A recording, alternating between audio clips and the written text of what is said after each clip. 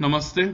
INOX wind पे मैंने second quarter result के बाद एक ओपिनियन वीडियो शेयर किया था जिसमें मैंने Inox Wind is ready for take off ऐसे लिखा था। और फॉर्चुनेटली वो शेयर प्राइस एक्चुअली उसके कुछ दिन बाद ही भागना शुरू किया उसने। 40 रुपए के प्राइस रेंज तक वो जो लटका पड़ा था काफी महीनों से, वो सडनली वहां से निकल के 62 रुपीज के प्राइस रेंज में चला गया। यानी कि उसने कुछ 50% से ज्यादा का जंप दिया, वो भी सिर्फ 4-5 दिन के पीरियड में। तो उसके बाद एक दो दिन उसने लगातार लोअर सर्किट टच किया है और लोअर सर्किट के नजदीक जाके क्लोज हुआ है। तो उस वजह से काफी लोग पैनिक में भी आ गए। जब ऊपर जा रहा था तब काफी लोग खुश हो गए थे, लेकिन उसके 2 दिन में बाद जब वो नीचे लोअर सर्किट मार रहा था और 50 रुपए पे वापस आ गया, तब काफी लोग फिर से पैनिक कर गए और मुझे सवाल पूछ रहे थे कि ऐसा क्यों हो रहा है। तो उसका जवाब मैं अभी इसमें एक्सप्लेन करना चाहता हूं। इसका जो मेन रीजन है वो रीजन मैंने उस वीडियो में मेंशन किया था एज अ वार्निंग कि आइनॉक्स विंड के शेयर प्राइस में शार्प मूवमेंट्स ही होंगे। ओके, जब भी होंगे शार्प मूवमेंट्स होंगे, और उसका एक मेन रीजन मैंने दिया था। लेकिन ऐसे लग रहा है कि वो रीजन बहुत से लोगों को ठीक से समझ नहीं आया। तो इस वीडियो में मैं वो एग्जांपल्स की तो मदद से एक्सप्लेन करना चाहता हूं कि ऐसा क्यों हुआ। आइनॉक्स विंड का ट्रेडिंग एक्टिविटी का पैटर्न भी थोड़ा देखेंगे, और उसके बाद उसका शेयर होल्डिंग पैटर्न में जो डेटा हमारे पास अवेलेबल है उसकी मदद से हम समझने की कोशिश करेंगे कि ऐसा क्यों होता है। तो शेयर प्राइस मूवमेंट का जो बेसिक प्रिंसिपल है वो ऐसा है कि जब बायर्स और सेलर्स जब इक्वली एग्रेसिव होते हैं, ओके, दोनों भी एक दूसरे के सामने इक्वली फोर्स के साथ खड़े रहते हैं, तब शेयर प्राइस जो है वो रिलेटिवली स्टेडी रहता है। लेकिन जब भी कोई एक पार्टी ज्यादा एग्रेसिव हो जाती है दूसरे के मुकाबले, तब प्राइस मूवमेंट एक पर्टिकुलर डायरेक्शन में हम देख सकते हैं। अगर बायर्स ज्यादा एग्रेसिव हो जाते हैं तो प्राइस ऊपर जाती है, और जब सेलर्स ज्यादा एग्रेसिव हो जाते हैं तब प्राइस नीचे आती है। लेकिन आइनॉक्स विंड जैसे केस में क्या होता है कि जब उसमें ट्रेडिंग वॉल्यूम एवरीडे जब ज्यादा नहीं रहता और फ्लोटिंग स्टॉक भी रिलेटिवली कम रहता है, तब सडनली कोई बड़ा बायर या कोई बड़ा सेलर आ जाता है, तो हम लोग वो प्राइस मूवमेंट जो है वो बहुत ही शार्प प्राइस मूवमेंट देखते हैं। तो उसका मेन रीजन यही है। अभी ये मैं नंबर्स के साथ आपको एक्सप्लेन करता हूं आने वाले स्लाइड्स में। पहले ट्रेडिंग एक्टिविटी का देख लेते हैं। ट्रेडिंग एक्टिविटी में अगर हम देखें कि 14 नवंबर के पीरियड तक जब उसका शेयर प्राइस रिलेटिवली स्टेडी था, तो उसमें बहुत लिमिटेड ट्रेडिंग होता था। अगर आप एवरेज ट्रेडेड वॉल्यूम देखें तो 1 लाख से थोड़ा ज्यादा ही एवरेज ट्रेडेड वॉल्यूम हम देख सकते हैं। उसके बाद जब उसमें प्राइस मूवमेंट सडनली शुरू हो गई, ओके, सो पहले दिन 6%, दूसरे दिन भी 1%, फिर 10%, 20%, ऐसे 4-5 दिन वो बढ़ते बढ़ते 61 तक आ गया। तो इन 4-5 दिनों में अगर आप देखें तो ट्रेडेड वॉल्यूम जो देखिए, एवरेज ट्रेडेड वॉल्यूम लगातार काफी ज्यादा रहा है। पहले दिन 3.5 लाख, फिर 2.25 लाख, फिर 10 लाख शेयर्स का ट्रेडिंग हुआ है। उसके बाद 17 लाख, 17.5 लाख। तो ये 4-5 दिनों में आप देख सकते हैं कि एवरेज ट्रेडेड वॉल्यूम जो है वो काफी ज्यादा बढ़ गया था। नॉर्मली 1 लाख शेयर्स के आसपास मुश्किल से ट्रेड होते थे, और सडनली वो नंबर बढ़ते बढ़ते 17 लाख तक चला गया था।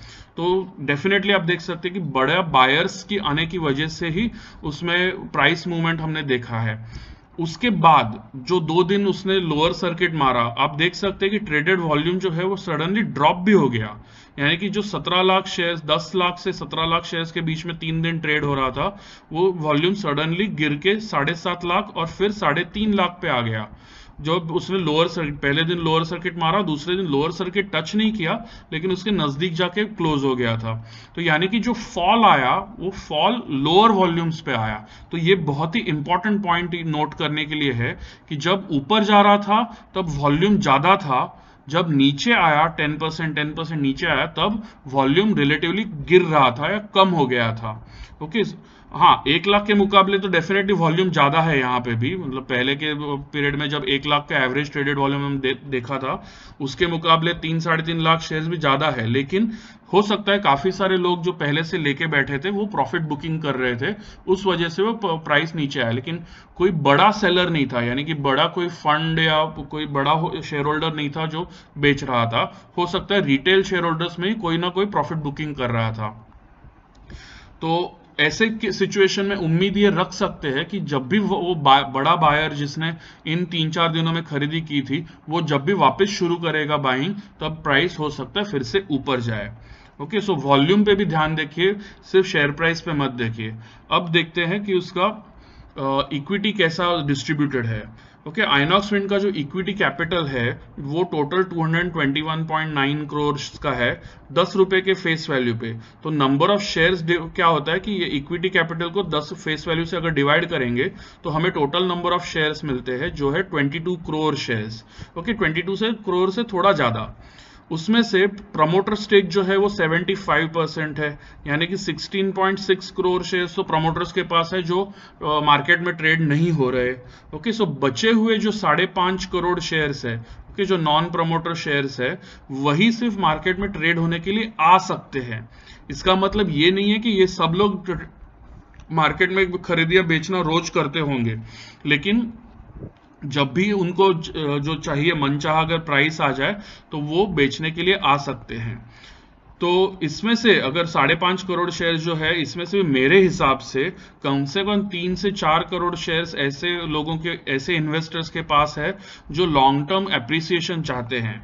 ओके, आइनॉक्स विंड अभी फिलहाल मैंने वीडियो में, पहले वाले वीडियो में जो एक्सप्लेन किया था कि उसका फेयर वैल्यू हो सकता है अगले 1 या 2 साल में 300 रुपए के आसपास चला जाए। तो ऐसे काफी सारे इन्वेस्टर्स हो सकते हैं जो इस 5.5 करोड़ शेयर्स के उसमें से जो लॉन्ग टर्म में उसका एप्रिसिएशन चाहते हैं, और हो सकता है वो इमीडिएटली आइनॉक्स विंड के शेयर्स को बेचना नहीं चाहेंगे। ओके, सो ये 3-4 करोड़ शेयर्स अगर मार्केट में नहीं आते तो जो बचे हुए 1 या 2 करोड़ शेयर्स है वही सिर्फ मार्केट में बेचने के लिए आएंगे। वो भी जैसे जैसे प्राइस ऊपर जाएगा वैसे वैसे हो सकता है वो स्टेप बाय स्टेप बेचने के लिए आएंगे। ओके, सो ये रीजन ध्यान में रखिए कि उसमें जो फ्लोटिंग स्टॉक है मार्केट में जो ट्रेड होने के लिए आ सकता है वो बहुत ही लिमिटेड है। और जब भी कोई बड़ा फंड या बड़ा फॉरेन इन्वेस्टर उसको आइनॉक्स विंड में खरीदी करना चाहेगा, तब उसको जो भी अवेलेबल शेयर्स है वो खरीदी करने पड़ेंगे। और हो सकता है प्राइस ऐसे ही जब भी मूवमेंट देगा काफी शार्प मूवमेंट देगा। हो सकता है वो काफी दिनों तक लटका रहे जब तक कोई बड़ा बायर या बड़ा सेलर नहीं आता, लेकिन जब भी कोई बड़ा बायर या बड़ा सेलर उसमें ट्रेड करने आएगा तब शार्प प्राइस मूवमेंट डेफिनेटली आएगा। अब उसका शेयर होल्डिंग पैटर्न थोड़ा सा बेटर स्टडी करते हैं तो उसका हिस्ट्री के साथ हमें आइडिया आ जाता है कि क्या क्या एक्सपेक्टेशंस हो सकती है। तो प्रमोटर स्टेक जैसे कि हमने देखा है कि 75% पे स्टेडी है। और अभी इंस्टीट्यूशनल और नॉन इंस्टीट्यूशनल 2 कैटेगरीज है। उसमें इंस्टीट्यूशनल कैटेगरी का अगर आप देखें तो 7% या 7% के आसपास का स्टेक कंसिस्टेंटली था दिसंबर 2019 तक। ओके, दिसंबर 2019 के बाद सडनली हमने देखा है कि नियरली 4-4.5% ड्रॉप हो गया है इंस्टीट्यूशनल होल्डिंग। क्यों? क्योंकि फॉरेन पोर्टफोलियो इन्वेस्टर्स में से एक बड़े फॉरेन इन्वेस्टर ने उनका जो 4.5% का स्टेक था आइनॉक्स विंड में वो बेच दिया मार्च क्वार्टर में। तो मार्च क्वार्टर में हमने अगर प्राइस का हिस्ट्री देखेंगे आइनॉक्स विंड का, वो शेयर प्राइस गिरते गिरते 16 रुपए के लोएस्ट पॉइंट तक, उसका ऑल टाइम लो प्राइस है वो 16 रुपए का, तो उस प्राइस तक वो गया था। उसका रीजन यही था कि वो जो फॉरेन इन्वेस्टर है बड़ा, जिसके पास 4.5% का से आसपास का स्टेक था, उसने उस क्वार्टर में बेच दिया, एक ही क्वार्टर में। जो बचे हुए फॉरेन पोर्टफोलियो इन्वेस्टर्स है वो रिलेटिवली स्टेडी रखे हैं। पिछले 2-3 क्वार्टर्स में उन्होंने ज्यादा उसमें कुछ खरीदी या बेचना नहीं किया है। 1.59 पे पिछले 2 क्वार्टर्स में हम लोग देख सकते हैं कि वो स्टेडी है। अब देखते हैं नॉन इंस्टीट्यूशनल कैटेगरी में क्या मेजर चेंजेस हुए शेयर होल्डिंग्स में। तो उसमें सबसे बड़ा जो शेयर होल्डिंग कैटेगरी आती है वो है कॉर्पोरेट बॉडीज। ओके, सो कॉर्पोरेट बॉडीज 1-2 साल पहले तो अगर देखा जाए तो 6% के आसपास का उनका शेयर होल्डिंग था, यहाँ पे आप देख सकते हैं। लेकिन पिछले 3 क्वार्टर्स में उन्होंने भी काफी बाइंग किया है। सो जो फॉरेन पोर्टफोलियो इन्वेस्टर ने बेचा, हो सकता है वो इन कॉर्पोरेट बॉडीज ने खरीदी किया है काफी सारा उसमें से। और इधर आप देख सकते हैं कि नियरली 4% उनका जंप हो गया मार्च क्वार्टर में, और फिर उसके बाद वाले क्वार्टर में भी और 1%, 1.5% भी उन्होंने ऐड किया है। सो ये कॉर्पोरेट बॉडीज वाली जो कैटेगरी है वो सबसे बड़ा नॉन इंस्टीट्यूशनल शेयर होल्डिंग है। और इसमें से काफी सारा पोर्शन जो है वो हो सकता है लॉन्ग टर्म के लिए खरीदी करके बैठे हैं, वो इमीडिएटली बेचने के लिए नहीं आने वाले। हाँ, प्राइस में काफी अच्छी खासी जंप और बढ़ मिलती गई, तो हो सकता है इसमें से कुछ पोर्शन वो लोग बेचना शुरू करेंगे, लेकिन मेजर पोर्शन जो है वो मेरे ख्याल से वो लॉन्ग टर्म के लिए रखेंगे। अब उसके बाद जो नेक्स्ट बड़ी कैटेगरी आती है वो है रिटेल शेयर होल्डर्स की। स्मॉल रिटेल शेयर होल्डर्स और large retail share holders. Large retail share holders मतलब जिनके पास 2 लाख से ज्यादा इक्विटी कैपिटल वाला पोर्शन है, यानी कि कम से कम मेरे ख्याल से 2 लाख शेयर से 20,000 शेयर से ज्यादा जिनके पास है, वो लोग इसमें आते हैं, लार्ज रिटेल शेयर होल्डर्स में आते हैं। बचे हुए हम लोग देखेंगे स्मॉल रिटेल शेयर होल्डर्स में, तो दोनों का मिला के टोटल अभी फिलहाल 9 से 10% के रेंज में शेयर होल्डिंग है। टोटल अगर आप हिस्ट्री भी देखें तो नियरली 9% के आसपास उनका हमेशा से रहा है। तो रिटेल शेयर होल्डर्स में बहुत ज्यादा चेंजेस नहीं हुए हैं, क्योंकि अवेलेबल शेयर्स भी ज्यादा नहीं थे, वो आपस में ही शायद थोड़ा बहुत ट्रेड करते करते वो प्राइस को रिलेटिवली उन्होंने स्टेडी रखा था। तो जो मेजर जो कैटेगरीज है वो है इंस्टीट्यूशनल लिस्ट में अभी फॉरेन इन्वेस्टर्स बहुत कम है, लेकिन अगर वो लोग खरीदी करना शुरू करेंगे तो हो सकता है कि हम लोग काफी अच्छा प्राइस मूवमेंट देख सकते हैं। जब भी आइनॉक्स विंड में कुछ बड़ा ट्रिगर आएगा, यानी कि हो सकता है रिजल्ट्स इंप्रूवमेंट हो जाए, या फिर कोई बड़ा ऑर्डर का न्यूज आ जाए, या कोई बड़ा एग्जीक्यूशन होने के न्यूज आ जाए, तो हो सकता है कि कोई ना कोई म्यूचुअल फंड हो या फॉरेन इन्वेस्टर हो या मे बी LIC जैसी जो इंश्योरेंस कंपनीज है, वो लोग आइनॉक्स विंड में खरीदी करना शुरू करे। और जब भी वो खरीदी करना शुरू करेंगे तब उनके पास ज्यादा शेयर्स अवेलेबल नहीं है मार्केट में, तो प्राइस मूवमेंट जब भी होगा तब शार्प प्राइस मूवमेंट होगा। सो याद रखिए, इस शार्प प्राइस मूवमेंट से पैनिक मत कीजिए और सडनली उसमें कूदिए भी मत।